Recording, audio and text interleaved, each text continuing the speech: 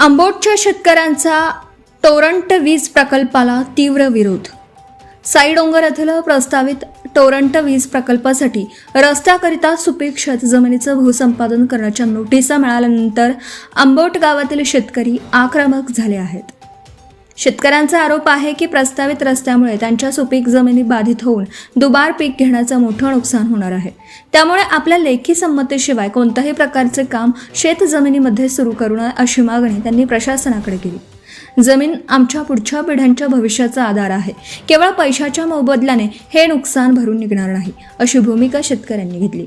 प्रशासनाने शेतकऱ्यांच्या मागण्यांचा गांभीर्याने विचार करून टोरंट वीज प्रकल्पाला लेखी संमतीशिवाय काम करण्यास परवानगी देऊ नये अशी मागणी करण्यात आली।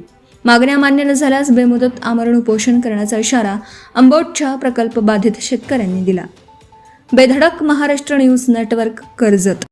संदर्भित प्रकल्प टोरंट आणि त्यासाठी काम करणारे महाराष्ट्र शासनाचा बांधकाम विभाग यांच्या कार्यपद्धतीवर आमचा सपशेल आक्षेप आहे। शासनाच्या नियमावलीनुसार माननीय उपजिल्हाधिकारी यांचं आम्हाला नोटीस आलेलं आहे। नोटीस पिरियड 60 दिवसाचा असताना काही शासकीय सर्वे करणारे अधिकारी तलाठीकाऱ्यांनी 4 दिवसापूर्वी येऊन मोजणी करण्याचा प्रयत्न केला होता, तो संपूर्ण ग्रामस्थांनी हाणून पाडला। मुख्य मागणी एकच आहे, आंबोट गावामध्ये खूप कमी क्षेत्र असलेले लहान क्षेत्र असलेले शेतकरी आहेत। आंबोट गावामध्ये सर्वे क्रमांक 23 आणि सर्वे क्रमांक 32 या 2 मिळकती महाराष्ट्र शासनाच्या फॉरेस्ट डिपार्टमेंटच्या असून त्याच्यातून त्यांनी रस्ता न्यावा, आमची कुठलीही हरकत नाही आहे। आणि हा रस्ता तिथून गेल्यानंतर कुठल्याही शेतकरी बाधित होणार नाही, कुठल्याही शेतकऱ्याचं नुकसान होणार नाही, ही आमची प्रामुख्याने माननीय तहसीलदार साहेबांकडे मागणी आहे। आमच्या मागणीचं त्यांनी सर्व गोष्टी ऐकून घेतलेल्या आहेत, आमचं निवेदन स्वीकारलेलं आहे। मी सर्व शेतकऱ्यांच्या वतीने तालुक्याचे मुख्य अधिकारी म्हणून तहसीलदार साहेब माननीय उपजिल्हाधिकारी श्रीकांत गायकवाड साहेबांकडे त्याची पूर्तता करणार आहेत असं साहेबांनी आम्हाला शब्द दिलेला आहे। नंतर विषय घे।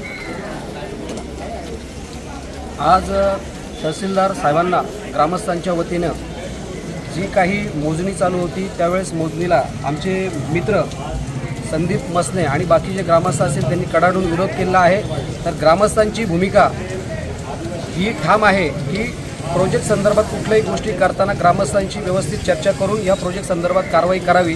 तहसीलदार साहेबांनी सांगितलेलं आहे की मी माझ्या पद्धतीमध्ये उपजिल्हाधिकारी साहेबांशी बोलून पुढील कार्यवाही करतो।